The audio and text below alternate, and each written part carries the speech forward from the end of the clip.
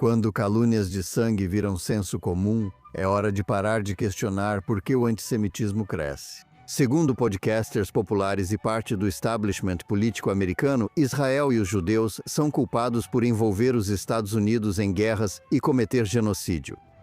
Essas mentiras não só entram no mainstream, mas já viram clichês inquestionáveis da cultura popular. Mesmo assim, muitos judeus acreditam que, se todos se entenderem, o antissemitismo após 7 de outubro pode simplesmente sumir. Hoje, no Think Twice, vamos nos aprofundar nas fontes do crescente ódio aos judeus para perguntar por que tantas pessoas que dizem querer fazer algo a respeito, assim como as organizações encarregadas de defender os judeus, estão fracassando.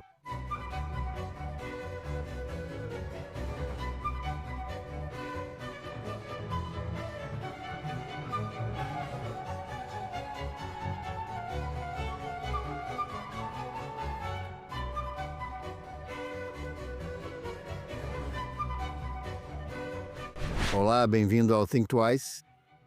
Com o antissemitismo crescendo na esquerda e na direita, judeus devem parar de tentar convencer antissemitas de seu erro. A normalização do preconceito contra judeus na esquerda se tornou comum sob o disfarce de críticas a Israel ou oposição ao sionismo.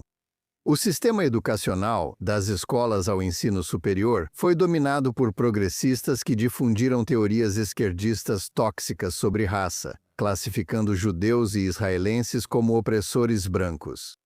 Eles também dominam fortemente a cultura popular. Enquanto isso, judeus antisionistas atacam uma comunidade judaica confusa a partir de suas posições em grandes veículos de mídia liberal que normalizaram o aumento do antissemitismo após 7 de outubro.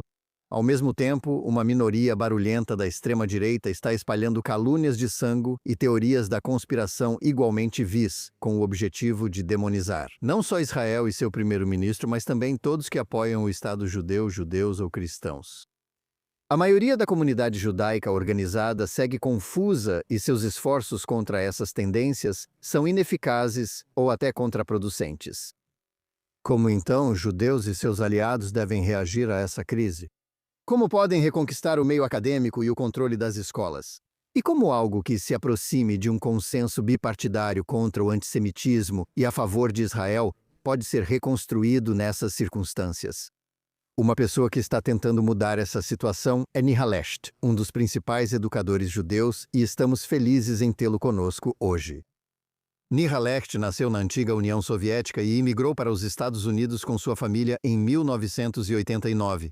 Ela é uma estudiosa e educadora, especializada em história judaica, literatura russa e antissemitismo contemporâneo. Ela obteve seu doutorado pela USLA com foco na repressão soviética, a memória do Holocausto e a identidade judaica. Ela é cofundadora da Stop Anti-Zionism Initiative e apresenta o podcast Don't Know Much About. Ela escreveu amplamente sobre antisionismo no JNS, Jewish Journal, Tablet Magazine, The Wall Street Journal e New York Post. Nihal Lecht, seja bem-vinda ao Think Twice. Muito obrigada, estou feliz e honrada por estar aqui hoje. Bem, obrigado por tirar um tempo para se juntar a nós hoje. Quero começar te perguntando, o que você acha que é a coisa mais importante que a maior parte do mundo judaico não entende sobre o aumento do antissemitismo após 7 de outubro? Será que muitos de nós, principalmente na principal organização judaica, digamos, ainda têm essa mentalidade? Que enxerga o ódio aos judeus como algo superável com melhor trabalho comunitário ou mais diálogo interreligioso, em vez de enfrentar as ideias por trás de movimentos de esquerda e direita que demonizam os judeus? Certo. Ótima pergunta. Deixe-me voltar um pouco e dizer que isso não é. Embora o aumento do antisionismo após 7 de outubro seja enorme, isso não é algo que começou em 7 ou 8 de outubro. Nas minhas próprias pesquisas, nos meus próprios escritos, venho observando a proliferação do antissemitismo começando realmente nos anos 2000, 2001, e isso veio na forma de antisionismo. E o motivo pelo qual eu coloco o início dos anos 2000 é que houve esses 3 eventos mundiais: a Conferência de Durban, o 11 de setembro e a Segunda Intifada. E eles realmente proporcionaram uma oportunidade perfeita, um catalisador para trazer ao Ocidente uma ideologia que foi realmente criada e moldada pelos soviéticos. E, infelizmente, a comunidade judaica estava muito mal preparada, muito mal equipada para entender o que era o antisionismo. Até hoje não existe nenhuma organização judaica, nenhuma grande organização tradicional que esteja conduzindo uma campanha completa contra o antisionismo. O antisionismo é a forma mais letal de ódio aos judeus atualmente. E sabe, nas minhas próprias pesquisas, como eu sempre digo, olhando para trás e vendo como as organizações judaicas têm respondido ao antisionismo, muitas vezes, no melhor dos cenários, o melhor que fazem é dizer coisas como: bem, o antisionismo pode ultrapassar o limite e se tornar antissemitismo quando demoniza Israel, mas isso define exatamente o antisionismo.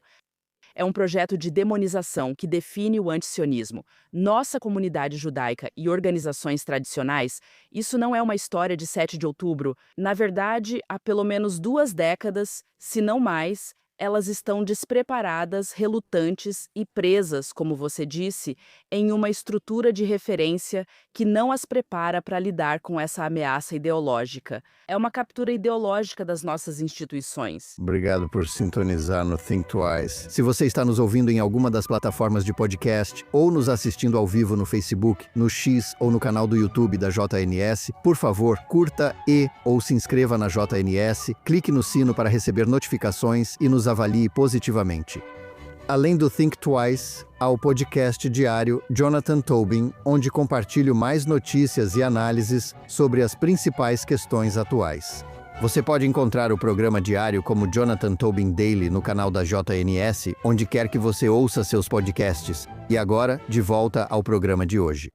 Sim, esse é um excelente ponto. É um erro gastar tanto tempo debatendo com os antisionistas e os detratores de Israel? Quero dizer, há muitas pessoas que se preocupam em desmascará-los e também têm interesse em debater com eles.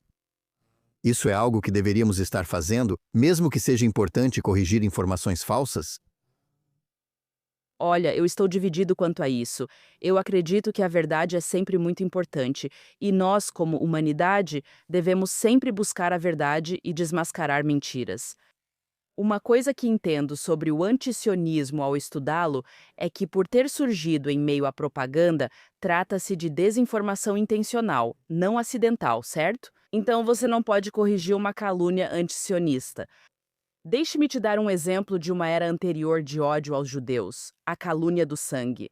Para os seus ouvintes, bem rapidamente, a calúnia do sangue é a ideia de que os judeus basicamente usam sangue cristão para fazer matzá e que eles são sedentos de sangue.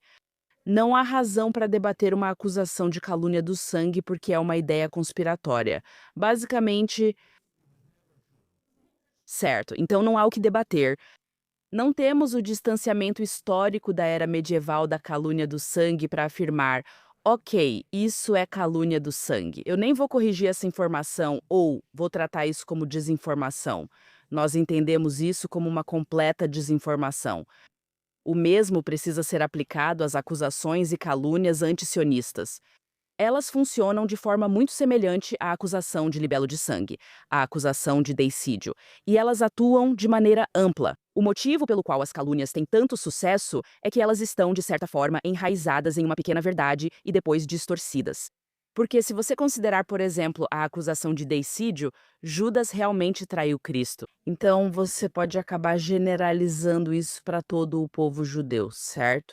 Por isso, por exemplo, a acusação de genocídio, a calúnia de genocídio hoje em dia é tão difícil, tão resistente a ser desmentida, é porque, veja, se você olhar para a guerra recente entre Israel e Hamas, muito mais pessoas morreram em Gaza. Então, dá para fazer essa acusação sem dificuldade. Trabalho em escolas e educação e sempre pergunto aos alunos: o que é genocídio?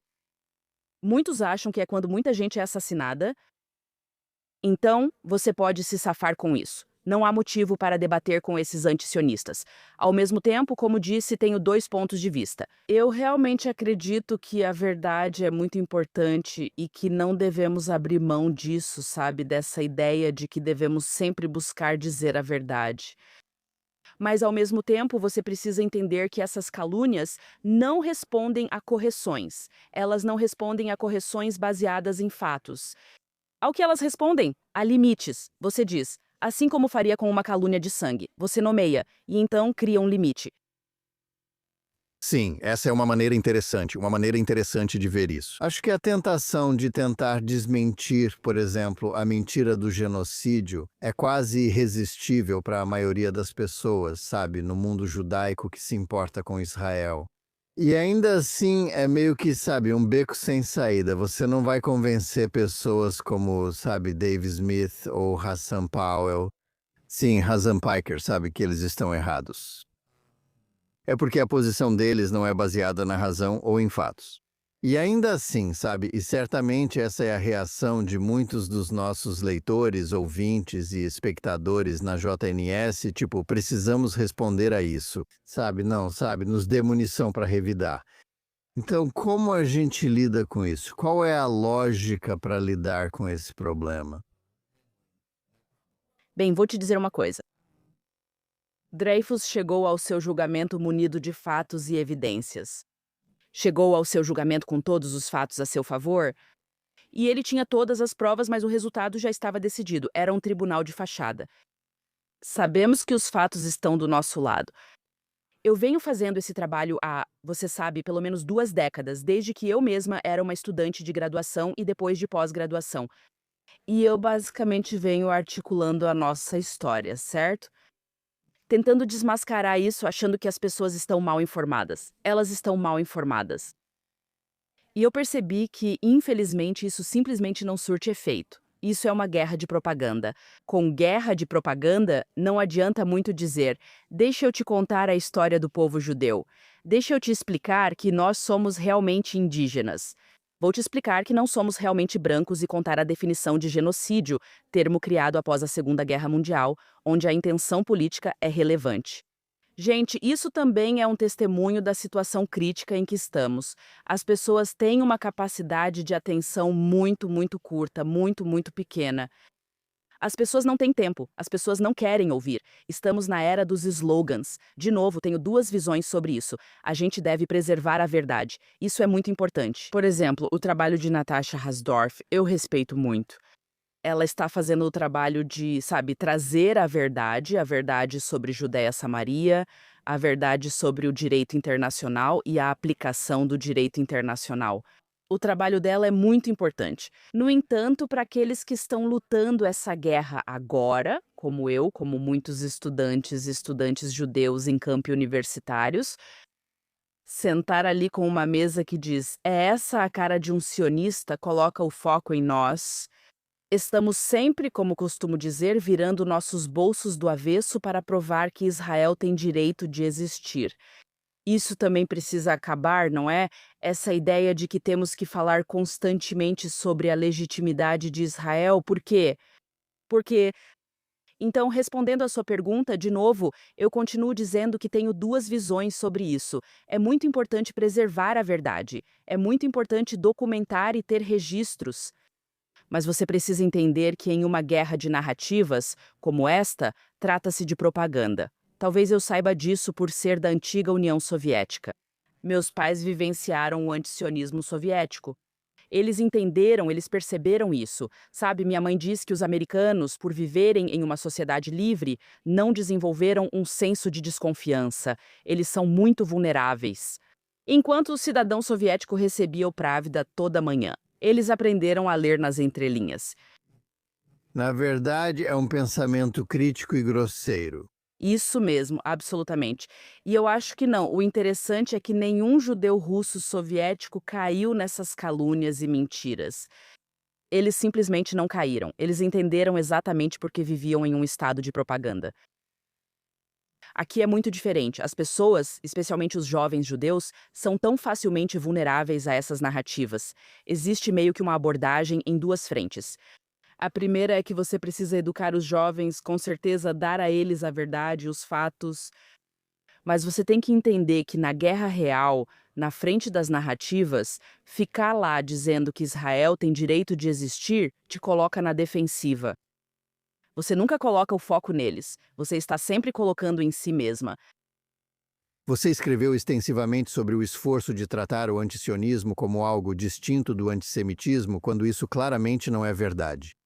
Por que é tão difícil para muitos na comunidade judaica, sem falar na mídia e na academia, entender que eles são dois lados da mesma moeda? Se você está negando direitos aos judeus que não nega a mais ninguém, que é o que o antisionismo faz, isso é claramente discriminação. Por que isso, sabe? Parece muito simples para mim e é assim que eu tento explicar. Por que é tão difícil fazer as pessoas aceitarem isso? Acho que é muito difícil fazer as pessoas aceitarem isso porque os judeus americanos têm apenas um modelo para entender o ódio aos judeus, e é o Holocausto. Sabe, acho que Joel Kellner chama isso de uma amostra de um único caso. Ele escreveu um ensaio na revista Source, chamado American Anti-Zionism, e ele identificou algo chamado problema da amostra de um único caso, que é que a forma como os judeus americanos conceituam o antissemitismo em geral é pela lente do Holocausto. Ao analisar o Holocausto, vemos marginalização, bode expiatório, inferioridade racial e a ideia de que judeus controlam o mundo. Suásticas são ruins. Heil Hitler é ruim. Eles estão muito bem preparados para denunciar isso. Mas veja, o antisionismo não assume a mesma forma. Sabemos que é um vírus em mutação. Robert Wistrich disse isso, né? O grande historiador do antissemitismo, né? O grande rabino Jonathan Sachs também falou sobre como esse é um ódio muito complexo. Ele tem a capacidade de mutar. Sabe, eu desenvolvi algo conhecido como a estrutura das três eras, que é o seguinte. Explique isso. Sim, então, basicamente, o ódio aos judeus pode ser entendido como três eras distintas: antijudaísmo, antissemitismo e antisionismo. Todos eles fazem parte de um projeto de demonização. Ou seja, como se demoniza um povo? Não são os judeus que mudam. É que a moral, o que a sociedade considera moral, está em constante evolução. E somos constantemente retratados como violadores da moralidade. Então, na era do antijudaísmo, o judeu era retratado como vilão, anticristo, porque o cristianismo era o que dominava moralmente. O mundo teve uma mudança moral na era do antissemitismo, pós-iluminismo. A moralidade, eu sei que isso soa muito estranho para nós agora, era compreendida a partir da ciência racial, e categorizar os seres humanos de acordo com características raciais era considerado progressista. Então, o judeu mais uma vez se viu no papel de vilão, desta vez violando a pureza da raça.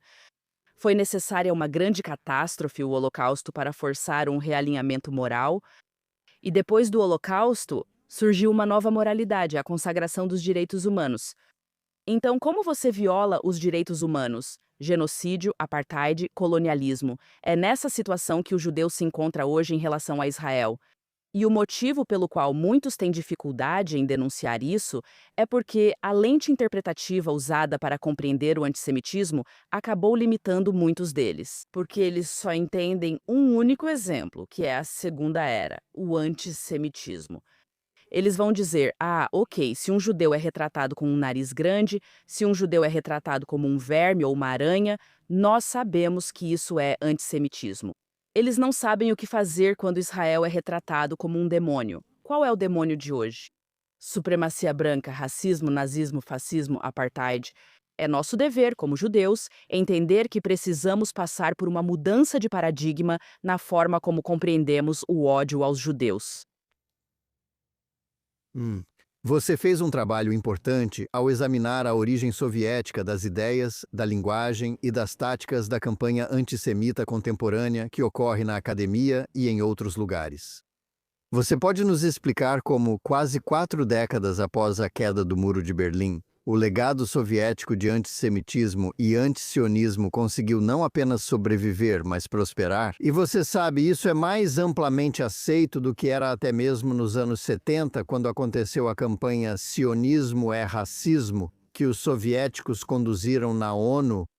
É uma pergunta interessante. Estou escrevendo um artigo justamente sobre o que você perguntou. O que aconteceu quando isso foi exportado para o Ocidente? Uma coisa que eu queria começar dizendo é que, quando a União Soviética colapsou, as pernas fantasmas do antisionismo colapsaram junto. Agora, o que isso nos diz? Isso nos mostra que só era usado porque era útil, e eu acho que Isabella Toborovsky faz um ótimo ponto sobre isso. Por que os soviéticos investiram tanto tempo, recursos e energia no antisionismo? Porque funcionava para eles. funcionava para eles. Era uma forma de desviar a atenção. Era uma maneira de lutar contra os americanos e o Ocidente durante a Guerra Fria. Quando isso deixou de funcionar para eles, não precisaram mais disso. E, por exemplo, pouco antes do golpe, Gorbachev começou a tentar uma reaproximação com Israel. Isso mostra que, mesmo no fim da União Soviética, tentaram melhorar a relação com Israel, pois isso já não funcionava mais para eles. No Ocidente não é assim. E o interessante é que, na minha pesquisa que estou fazendo agora, estou analisando o que o cidadão soviético médio pensava sobre o antisionismo, tanto judeu quanto não judeu. E isso remete ao que minha mãe disse. O cidadão soviético médio interpretava qualquer coisa vinda do Estado como uma baboseira ideológica, por assim dizer, e não gastava muito tempo pensando sobre isso. Um cidadão soviético não correria atrás de um judeu gritando Palestina livre. Isso não acontecia na União Soviética. Eles não tinham isso, não se tornou uma causa virtuosa, mas no Ocidente é. Algo aqui é diferente. No Ocidente, quando isso chegou aqui, não é só propaganda, tornou-se uma crença genuína. Eu estou argumentando que isso é, na verdade, mais perigoso no Ocidente do que jamais foi na União Soviética, porque o cidadão soviético entendia o que era propaganda. Claro, havia antissemitas na União Soviética. Claro, meu pai foi espancado. Meu irmão foi chamado de judeuzinho, me desculpe pela palavra, na União Soviética. Isso era comum, era conhecido como antissemitismo de rua na União Soviética. Mas nenhum cidadão soviético realmente ficaria lá gritando: Israel é um Estado sionista fascista. Isso vinha tudo da propaganda do Estado. Aqui no Ocidente você tem pessoas dispostas, pessoas realmente dispostas. É uma causa virtuosa. Agora isso se tornou uma crença fabricada. Na União Soviética nunca foi assim. Então, por que isso está acontecendo na América? E eu acho que é uma questão de timing perfeito, de verdade. É simples assim. Eu acho que quando o antisionismo chegou aos Estados Unidos foi nos anos 60 e 70. E se você pensar nos anos 60 e 70 nos Estados Unidos da América, essa é a época do movimento dos direitos civis, do movimento contra a guerra. E eu costumo usar a analogia de um atirador de elite. Sabe, um atirador de elite foca seu olhar em um alvo de forma muito, muito precisa. Mas o que está fora do alvo não está tão focado assim. Então, os americanos começaram a treinar seu olhar para procurar racismo, para procurar injustiça. E o antisionismo simplesmente entrou nesse campo de visão e foi direto para esse alvo. É por isso que hoje as pessoas acham que o antisionismo é antirracismo, porque ele surgiu nesse momento. De certa forma, acho que, sabe, precisamos abordar isso no projeto progressista. Com certeza. Um monte de teorias tóxicas, né, sabe? Teoria crítica da raça, interseccionalidade, colonialismo de povoamento, sabe? Que se tornaram ortodoxia. Em todo o sistema educacional, do jardim de infância ao ensino médio e faculdades, essa influência também existe. É realmente um produto. Os americanos costumam debater isso em outro contexto. Mas o antisionismo, o antissemitismo, porque os judeus são rotulados como opressores brancos, ou judeus e israelenses são rotulados como opressores brancos, isso já faz parte desse modo de pensar todo, não é? Eu também vou dizer que uma das coisas, sabe, voltando para a União Soviética, eles eram bem ruins em administrar o próprio Estado, mas eram realmente mestres em criar narrativas e propaganda. Mas uma coisa que eles entendiam muito bem é que a instituição de ensino superior, a academia, é uma instituição muito importante se você conseguir capturá-la, porque é lá que acontece a produção do conhecimento. Por exemplo, voltando ao trabalho de Isabella Toborowski, ela menciona o campo de pseudociência criado chamado sionologia. Eles criaram um campo inteiro na academia, um campo inteiro de estudo. Agora, no Ocidente, as universidades são esses centros de produção de conhecimento, e elas estão realmente capturadas por esse antisionismo. E elas estão funcionando de muitas maneiras de forma semelhante a um tipo de regime totalitário. Vivemos no mundo ocidental livre, mas nas universidades há uma ortodoxia. Não se pode discordar ou ter opinião diferente. Há a cultura do cancelamento, certo? É um fenômeno muito estranho. E o antisionismo realmente se alimenta e cresce nesse ambiente. Então, esse é mais um pedaço do quebra-cabeça para entender como isso se tornou tão eficaz. Isso capturou as mentes dos jovens nas universidades, exatamente. E agora, claro, também da educação infantil ao ensino médio. É. Durante a maior parte dos últimos 50 anos ou mais, os judeus dedicaram enormes recursos à lembrança e à educação sobre o Holocausto. No entanto, o ódio aos judeus não apenas sobreviveu no supostamente esclarecido e educado Ocidente, mas prosperou como nunca antes na memória viva. Então, a pergunta é: o que fizemos de errado ao honrar o Holocausto a ponto de parecer que isso não fez muito para impedir o antissemitismo, que está no cerne do Holocausto? Bem, quero dizer, eu escrevi um artigo sobre isso. Eu realmente acredito que a forma como temos ensinado o Holocausto está errada. Nós o universalizamos. E eu entendo, de certa forma, eu entendo o impulso de fazer isso porque o judeu quer ser aceito, o judeu quer que a narrativa seja, de certa forma, assimilada pelo mundo exterior. Então eles dizem, ok, a história do Holocausto é uma história de intolerância, preconceito e ódio, essas categorias universais.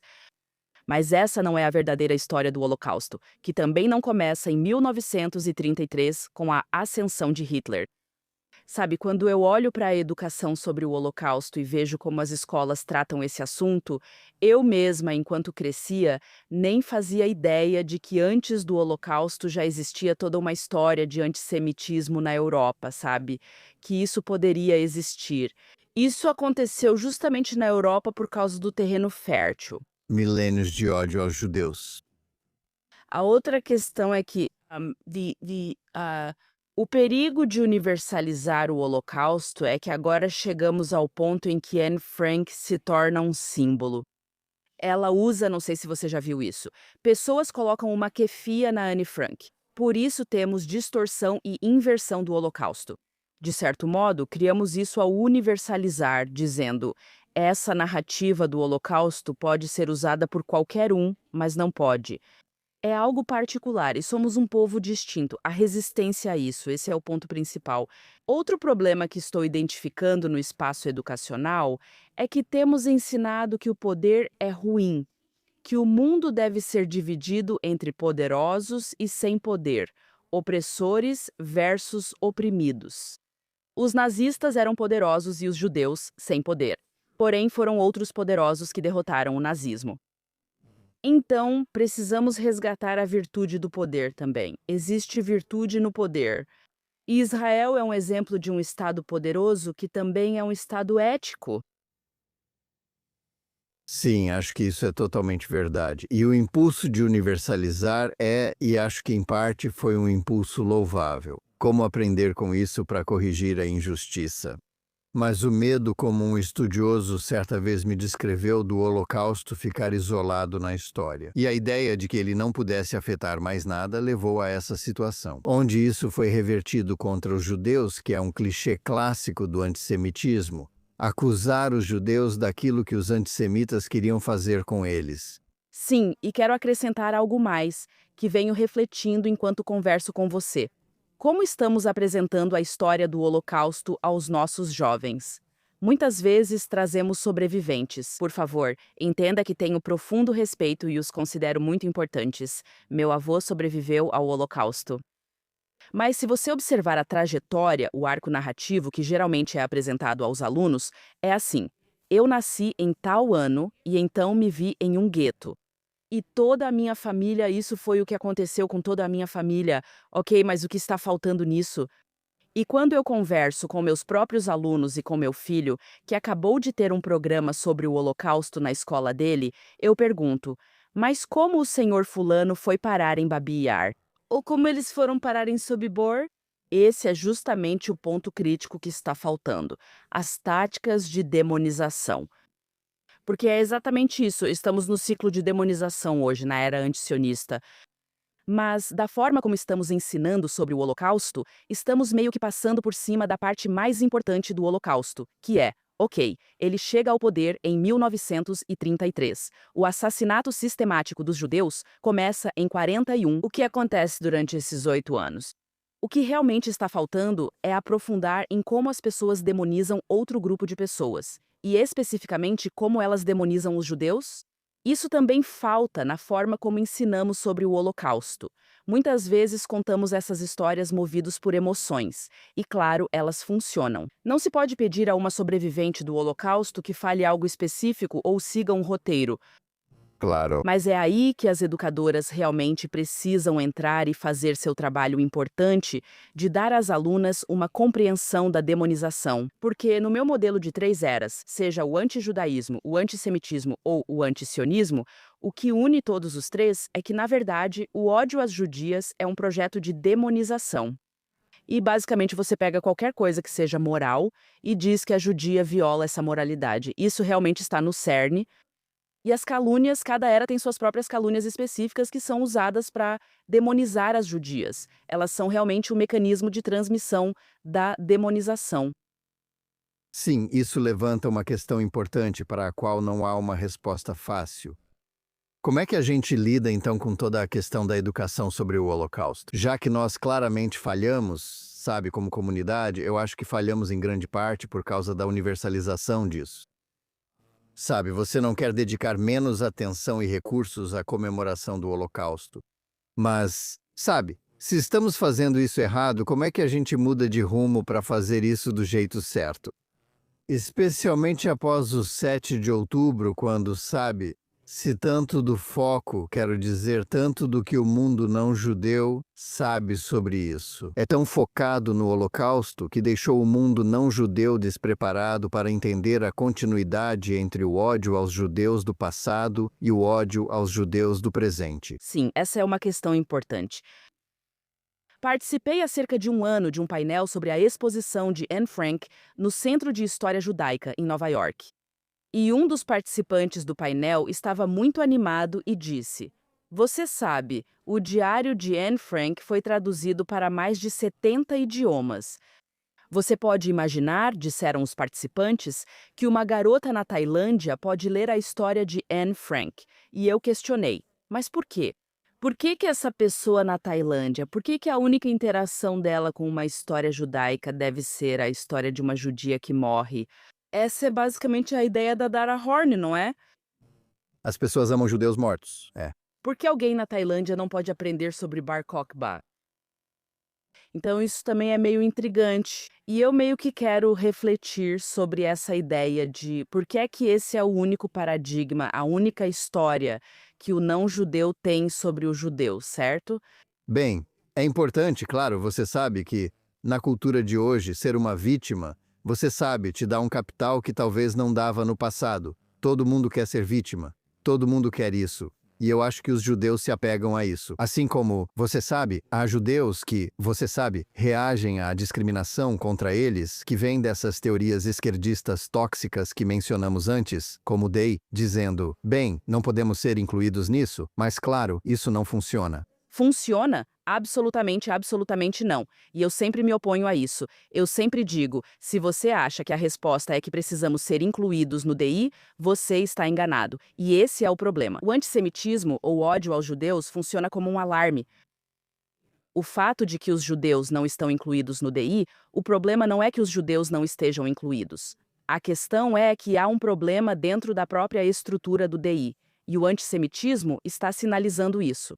É isso que está acontecendo. Nas civilizações, isso não é só ideia minha. O antissemitismo sinaliza, é um alerta de que o corpo hospedeiro, a civilização, está doente. Está doente. Não sou contra ensinar sobre o Holocausto, mas como fazer isso corretamente. E quero dizer, eu poderia dizer o que não devemos fazer, mas acho que o que definitivamente não devemos fazer é tratar isso como um evento singular que tem começo e fim. Não, isso faz parte da história judaica mais ampla. Se os judeus forem definidos só pelo Holocausto. Por exemplo, os falantes de Yiddish se referem ao Holocausto como Hurban. Hurban significa destruição.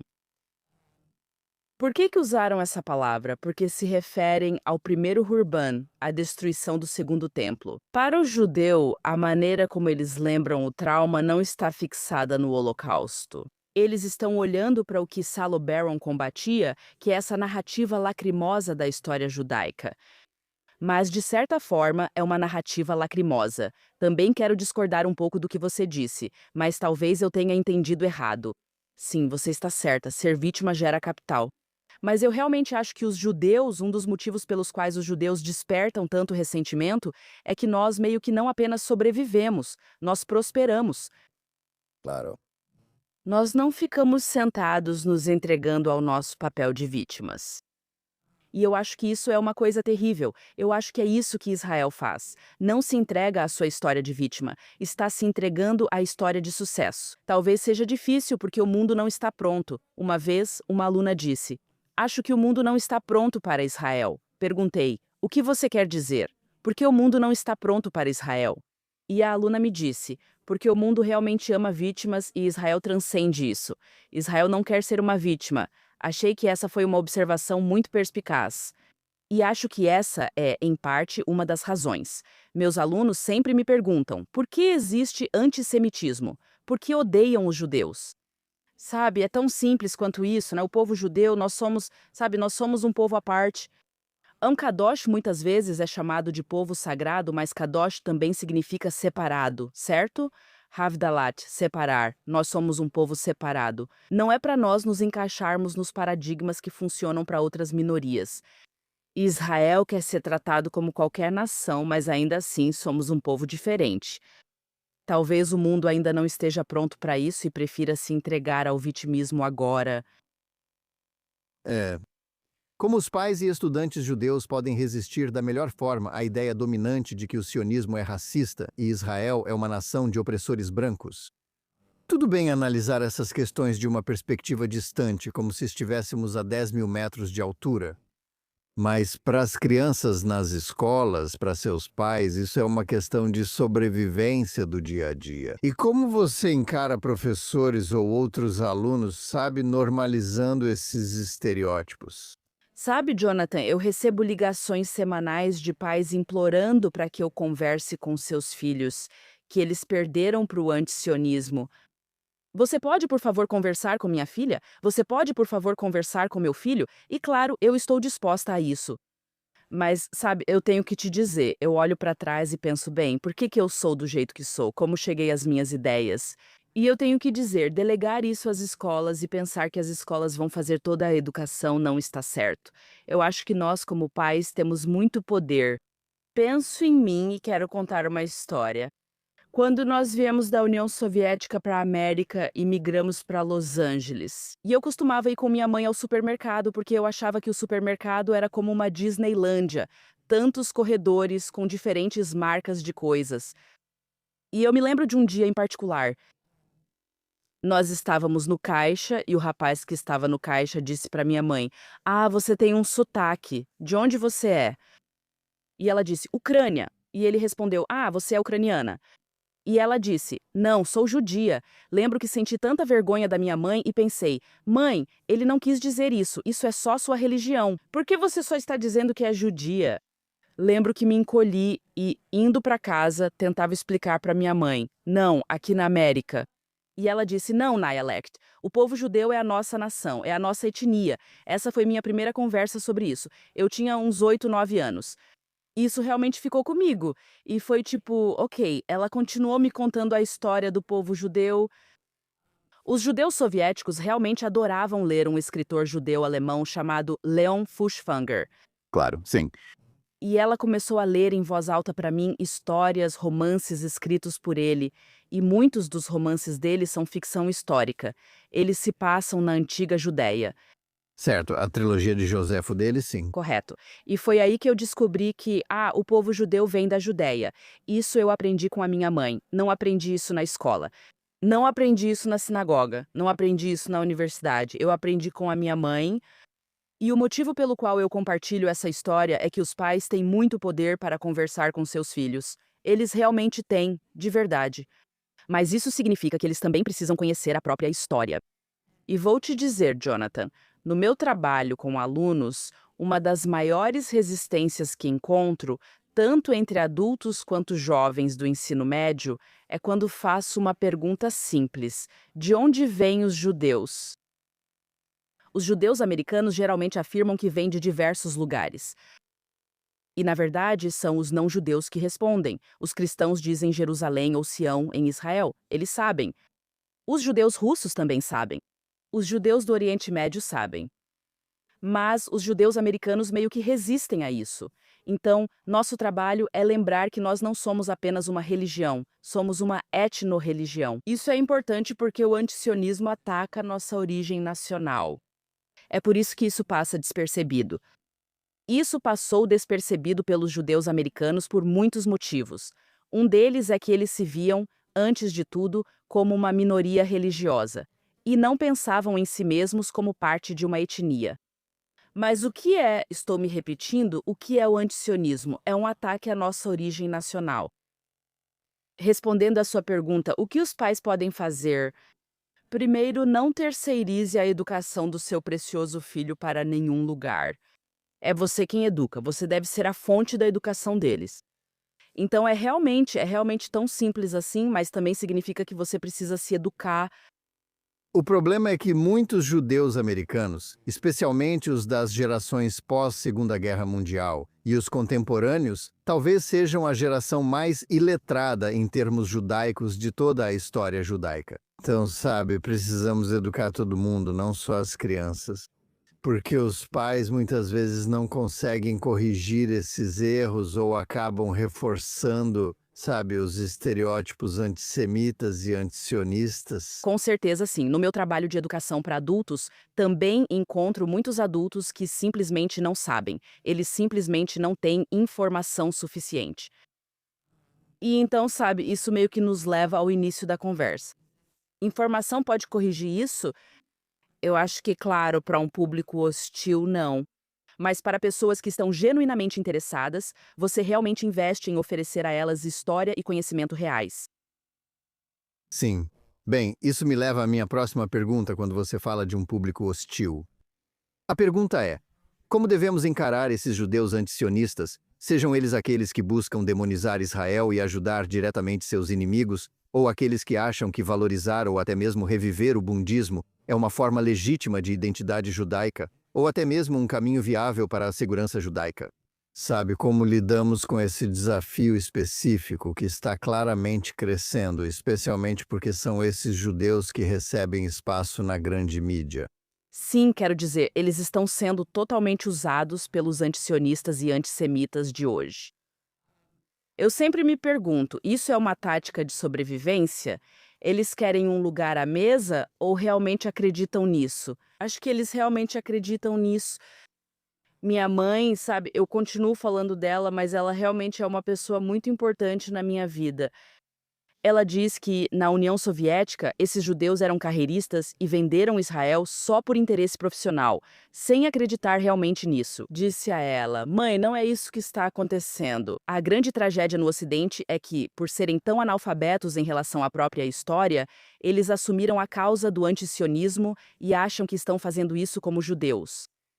Não devemos generalizar, mas certamente acho que pessoas como Peter Beinart, ele é um oportunista. Mas todos esses, você sabe, todos esses jovens nas faculdades gritando, e até mesmo jovens judeus gritando Palestina livre, e seus professores judeus, eles realmente acreditam nisso. Acredito que eles realmente pensam assim. E esse é o verdadeiro problema, devido ao analfabetismo. Recentemente, uma mãe me ligou pedindo para eu conversar com a filha dela sobre a questão. Também existe a pressão social, que é o fato de todas as amigas dela fazerem parte disso.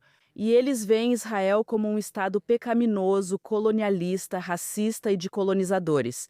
E quando jovens só queremos nos encaixar. Mas o que eu quero dizer aos seus ouvintes e telespectadores é que isso não deve desanimar ou dissuadir as pessoas de pensar. Bem, se os judeus participam, isso indica alguma legitimidade.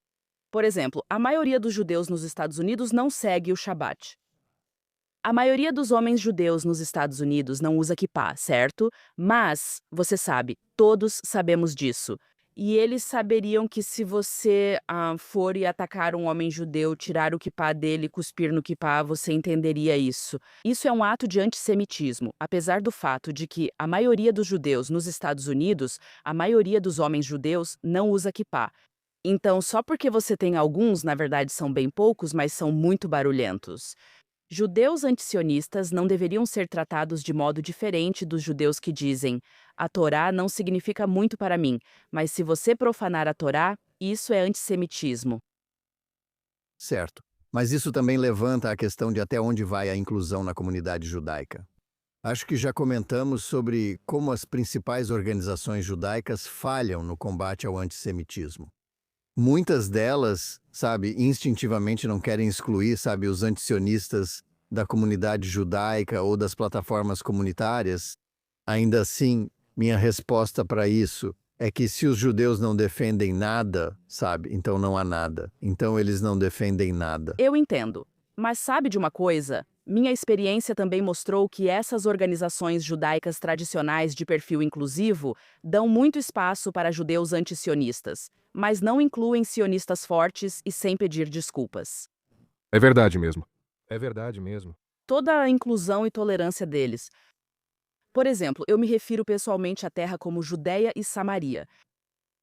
E isso já me coloca em desacordo com o tom deles. Ah, o meu tom está errado. Mesmo uma judia antisionista que grita Palestina livre ou fim da ocupação, ainda faz parte desse grupo maior. Essa também é a minha experiência. E claro, isso faz parte do nosso guia de estilo no JNS, mas vamos deixar isso de lado para outra discussão. O antissemitismo agora existe em formas virulentas tanto na direita quanto na esquerda. É possível separar a luta da política em um momento em que tantos ocupantes de cargos públicos estão flertando com isso, ou de aderir ao antisionismo quando parece que a base do Partido Democrata foi capturada pelos antisionistas? Sim. Bem, Ruth Weiss escreveu há muitos anos um texto muito importante em que ela diz que o antissemitismo é sempre político. E eu concordo com ela nesse sentido. Eu acho que a natureza do antissemitismo é que ele sempre é instrumentalizado por atores políticos e se torna uma forma de usar o judeu como bode expiatório, excluir o judeu, expulsar o judeu e, claro, o último passo, aniquilar o judeu. O que ocorre na esquerda e na direita é chamado de teoria da ferradura. Mas vamos deixar isso de lado por um segundo. O que aconteceu na esquerda é que, inicialmente, estava à margem, eu me lembro disso. Era mais ou menos o ano de 2010, talvez. E ninguém falou nada, ninguém no Partido Democrata. E o que acaba acontecendo é que a margem simplesmente se torna o núcleo. Isso é realmente o que está acontecendo. Infelizmente, na direita agora temos essas vozes marginais barulhentas. E elas precisam ser disciplinadas, precisam ser chamadas à atenção, não pela esquerda, mas pela direita. Elas precisam ser chamadas à atenção pelos políticos da direita, não só pelos formadores de opinião e jornalistas, mas por pessoas como, e você sabe, o presidente Trump às vezes diz, não há lugar para o antissemitismo no meu partido, mas não pode ser só ele. Não, Marco Rubio está fazendo um ótimo trabalho com isso, Marco Rubio, mas J.D. Vance não está. Sim, ele mantém uma neutralidade pública, no debate entre Ben Shapiro e Tucker Carlson na Turning Point Estados Unidos. Em dezembro foi, eu acho, um momento seminal de como. Mesmo aqueles de nós que tinham simpatia por El e gostavam muito dele tiveram que considerá-lo. Certo. O fato é que, olha, não me surpreende que o antissemitismo tenha voltado. O que me surpreende, porém, Jonathan, é que o antisionismo que está à esquerda também migrou para a direita. Eu nunca poderia prever que uma pessoa de direita, de repente, começaria a usar argumentos sobre o genocídio, a acusação caluniosa de genocídio. Para mim, isso é um fenômeno interessante de estudar e entender. Acho que James Lindsay fez um excelente trabalho sobre isso. Ele fala sobre narrativas de ressentimento e diz que narrativas de ressentimento, com essa ideia de vitimização, realmente não são saudáveis. Acho que, infelizmente, boa parte da direita se entregou à narrativa de vitimização e ressentimento. Ao se enxergar como vítima, você passa a buscar quem te oprime. Certo. E os judeus sempre acabam sendo o bode expiatório conveniente. Infelizmente. Finalmente, como podemos incutir em uma nova geração de jovens judeus muitos dos quais, neste país, estão amplamente assimilados e, como eu disse antes, são iletrados em judaísmo, assim como seus pais. A ideia de que o sionismo é um elemento essencial de sua identidade judaica, quando grande parte do que acontece em suas vidas é dedicada a persuadi-los de que todas as identidades sectárias, exceto talvez aquelas relacionadas a pessoas não brancas, são inerentemente racistas?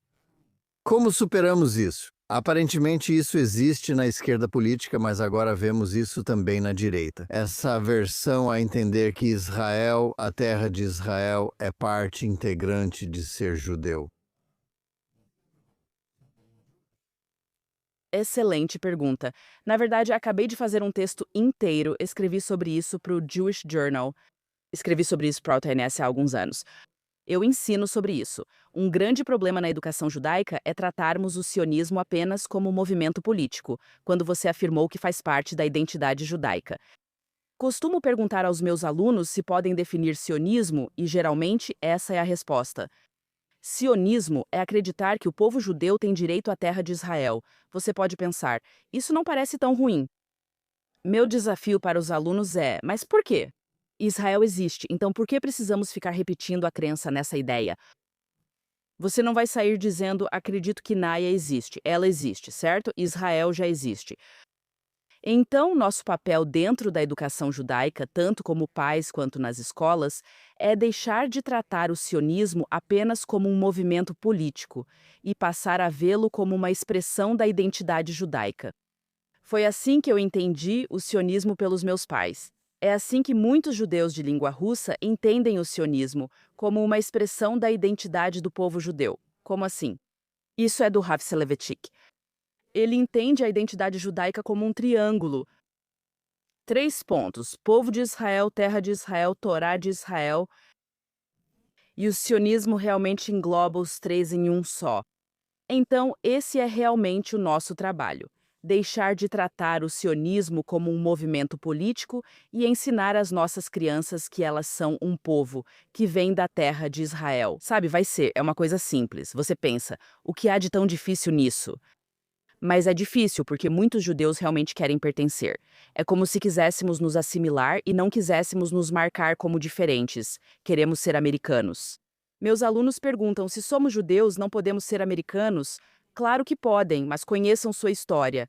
Lembrem-se, vocês são um povo, não só uma religião. Vocês vêm de um povo antigo, uma civilização da terra de Israel. Nossa etnogênese está ligada à terra de Israel. Sionismo é uma expressão da nossa identidade judaica. Isso deve ser ensinado nas escolas. Esse é um excelente ponto e um bom ponto para encerrarmos, Naya. Muito obrigado por estar conosco hoje. Como o público pode acompanhar seu trabalho? Obrigada. Sim, vocês podem me seguir no X ou Twitter como LectNaya e no Instagram também. Também apresento meu programa chamado Don't Know Much About. Recebi o Dr. Judea Pearl no programa. O episódio será exibido em breve. E o meu próximo programa será com Ben Cohen, da FDD. Vamos discutir a captura das Nações Unidas por antisionistas. Muito bem, obrigado, Ben, colunista da JNS. Eu aconselho todo mundo a conferir o podcast da Naya. Também queremos agradecer ao nosso público. Por favor, lembrem-se de sintonizar todos os dias a edição diária de Jonathan Tobin, que você pode ouvir onde quer que escute seus podcasts. E, seja ouvindo a gente em uma dessas plataformas ou assistindo ao vivo no Facebook, no X ou no canal do YouTube da JNS, por favor, curtam ou se inscrevam no canal da JNS. Ative o sino para receber notificações e avalie-nos bem. Escreva para thinktwice@jtns.org, contando onde acompanha o programa e sua opinião. E lembre-se, continue lendo e pensando por si mesmo. E nós nos vemos novamente na próxima semana.